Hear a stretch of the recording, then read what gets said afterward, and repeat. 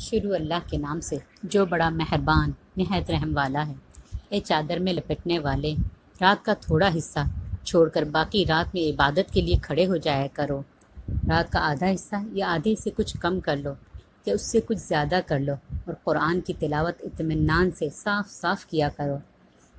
ہم تم پر ایک بھاری کلام نازل کرنے والے ہیں۔ بے شک رات کے وقت اٹھنا ہی ایسا عمل ہے جس سے نفس اچھی طرح کچلا جاتا ہے اور بات بھی بہتر طریقے پر کہی جاتی ہے۔ دن میں تو تم لمبی مصروفیت میں رواں دواں رہتے ہو اور اپنے پروردگار کے نام کا ذکر کرو اور سب سے الگ ہو کر پورے کے پورے اسی کے ہو رہو۔ وہ مشرق و مغرب کا مالک ہے، اس کے سوا کوئی معبود نہیں، اسی لیے اسی کو کارساز بنا لو۔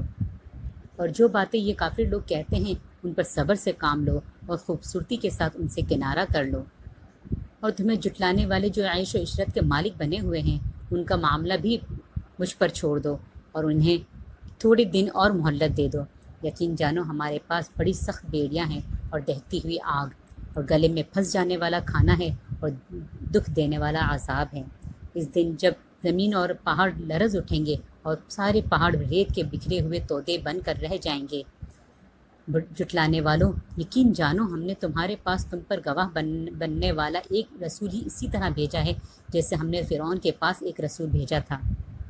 پھر فرعون نے رسول کا کہنا نہیں مانا تو ہم نے اسے ایسی پکڑ میں لے لیا جو اس کے لیے زبردست وبال تھی۔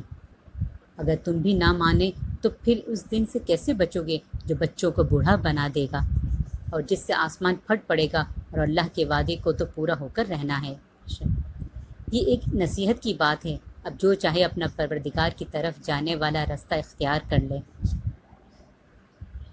اے پیغمبر، تمہارا پروردگار جانتا ہے کہ تم 2/3 رات کے قریب اور کبھی آدھی رات اور کبھی 1/3 رات تہجد کے لیے کھڑے ہوتے رہتے ہو، اور تمہارے ساتھیوں میں سے بھی ایک جماعت ایسا ہی کرتی ہے، اور رات اور دن کی ٹھیک مقدار اللہ ہی مقرر فرماتا ہے۔ اسے معلوم ہے تم اس کا ٹھیک حساب رکھ سکو گے، اسی لیے اس نے تم پر عنایت فرما دی ہے۔ اب تم اتنا پڑھ لیا کرو جتنا آسان ہو۔ اللہ کو علم ہے کہ تم میں سے کچھ لوگ بیمار ہوں گے اور کچھ دوسرے ایسے ہوں گے جو اللہ کا فضل تلاش کرنے کے لیے زمین میں سفر کر رہے ہوں گے، اور کچھ ایسے ہوں گے جو اللہ کے رستے میں جنگ کر رہے ہوں گے۔